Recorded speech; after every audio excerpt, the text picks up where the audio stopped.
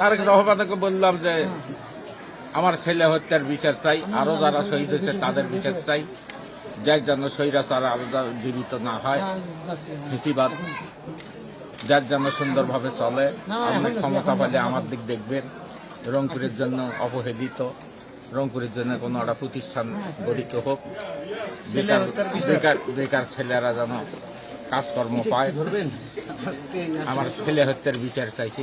হ্যাঁ, ক্ষমতা পাইলে করবে পারবি, এখন তো পাবনি। এখন কি আর করবে পারবি? এখন ক্ষমতা আল্লাহ যদি দেয়তে হয়।